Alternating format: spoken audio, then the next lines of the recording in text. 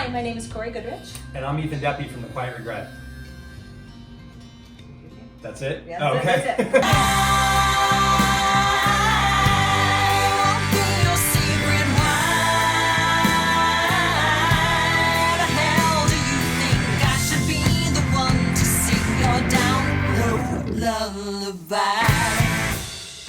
My new album with Ethan Deppe of The Quiet Regret drops August 10th, and it's called Long Way Around. Known Cory for a long time, love and respect her as an artist and as a friend. The thought of saying, let's do an experimental folk album, and there are no boundaries. So I was like, cool, I could put synthesizers on it and electric guitars, and that stuff is really appealing to me. The album is a 12-song meditation on grief and the stages that you go through, anger, denial, depression, but also joy and the acceptance that comes from loving and losing someone. We started making the album in September of 2020, 6 months after the start of the pandemic. We kept each other in our bubbles, and Ethan and I recorded the album in both of our home studios. So, Ethan lives in a coach house, and so you have to text him and then wait for him to come answer the door. It takes forever. Oh. Here he is, coming down the walkway.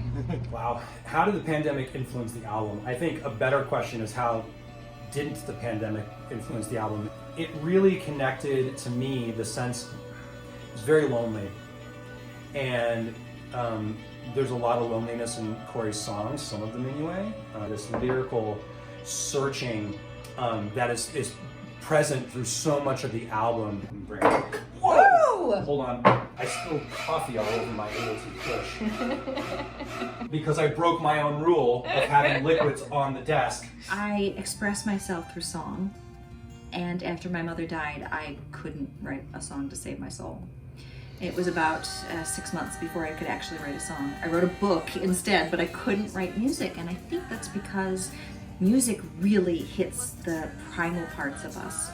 It really tells the true story. And I needed to be able to process these things before I could actually write about it. I knew that Ethan was the perfect person for this album because he has this great rock edge to him. If I were to slap a genre on it, or a comparison, I've always said that to me it sounds like a modern hard rock version of Pink Floyd. I would characterize my music with Cory would be I basically filtered her songs through The Quiet Regret. Another Pink Floyd influence would be the Gapless album, and that it's meant to be listened to and experienced as a whole, not songs cherry-picked from it. So making a gapless album was kind of a no-brainer for me. I am a musical theater actress, so I always gravitate to storytelling. I listened to cast albums when I was growing up. And I love an album that has sort of a sense of narrative, something that starts at the beginning and goes through a journey and has a resolution at the end. So the album is meant to be listened to in one sitting straight through. Cory did many acoustic guitars in the album, and I played most everything else, aside from the auto harp, obviously. Obviously. Then once we got the instrumental part of the track down to a place where we liked it, then we would record vocals in my bedroom closet. The song Long Way Around was written 2 weeks before we were finished with the album. I wanted to write a song that sort of summed up my journey, my joy, and my resolution. I think it naturally lent itself as the perfect title for the album because there are no shortcuts through grief. You have to take the long way around. You have to go through the grief and the anger and the depression before you get to any place of acceptance and peace.